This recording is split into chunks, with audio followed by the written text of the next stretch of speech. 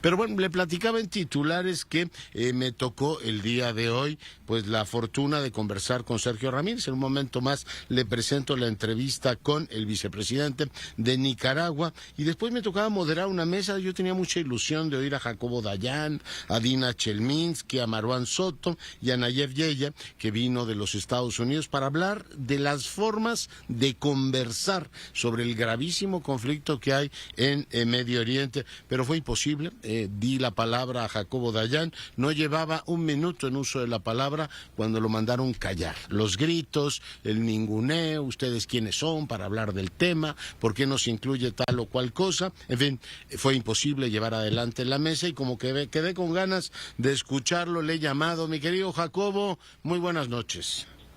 Buenas noches, Leonardo, ¿cómo estás? Pues después de este lamentable evento, ¿no? Pues que en una feria de libro se cancela el diálogo.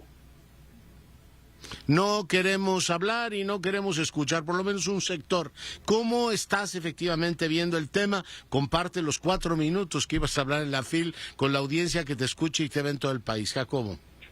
Sí, de hecho, bueno, pues la mesa, como bien dice Leonardo, no trataba sobre el conflicto, sino sobre la forma en que podemos dialogar sobre este conflicto, pero creo que esto es un reflejo, buena parte de nuestro tiempo, donde difícilmente se puede ya hablar de lo que sea si no sale primero los identitarismos al frente.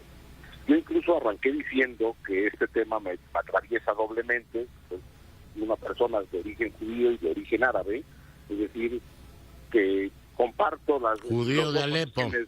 Exactamente, yo soy descendiente de judíos de Alepo, y que la forma en que esto se ha dialogado ha antepuesto los identitarismos a las razones, a los hechos y sobre todo la dignidad humana. Continué diciendo que no se puede minimizar la tragedia, ahí fue donde interrumpieron diciendo que no teníamos autoridad para hablar al respecto, vamos en una mesa plural, y lo que yo quería terminar diciendo es de que los argumentos que se han esgrimido por ambas partes, sin minimizar otra vez de nuevo la tragedia humana, que eso tiene que estar al centro, la dignidad humana.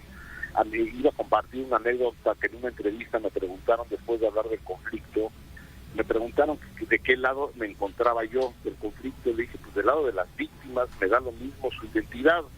Pues parece que eso hoy es imposible, Leonardo. Y en lugar de hablar, porque cualquier argumento que se dice, y no nada más en temas de Medio Oriente, pensemos también en la polarización sobre la política mexicana, siempre que hay una crítica de tirios o troyanos, surge el pero. Alguien critica algo y de inmediato la respuesta es, pero los otros, sean cuales sean, son peores o son mejores. Cuando yo creo que tenemos que cambiar los peros por ir, es decir, los crímenes de Hamás son brutales y la respuesta israelí es criminal. Los palestinos tienen derecho a la resistencia y el Estado de Israel tiene derecho a defenderse. Lo que no tienen derecho es actuar en defensa de esos derechos de la manera en que lo están haciendo. Entonces mi intención en este primera toma de palabra de las 2 o 3 rondas que íbamos a tener era la que nunca pudiste hacerse. Sí, y los demás, pues vamos, ni siquiera el minuto pudieron hablar. Pero vamos, mañana los invitaremos, ni saludar pudieron, vamos. Pero allá son las balas y aquí hay un ánimo de descalificación, de ninguneo, de usted quién es para hablar del tema, lo cual es peligrosísimo porque es la intolerancia, mi querido Jacobo, instalada en el debate público. Y sobre todo, repito, el espacio no es poca cosa, eso ocurrió en una feria dedicada al pensamiento. Y en ese mismo espacio se cancela la posibilidad de diálogo, Leonardo. Me parece que simbólicamente también es muy potente. Es absolutamente potente. Pues te agradezco mucho que hayas estado esta noche con nosotros. Mañana buscaremos a los otros participantes en la mesa para ir escuchando efectivamente posturas. Hay que profundizar y hay que entender que el diálogo es absolutamente fundamental. Si cancelamos la posibilidad de escucharnos, estamos perdidos. Jacobo, te mando un abrazo. Fuerte abrazo, Leonardo. Hasta luego.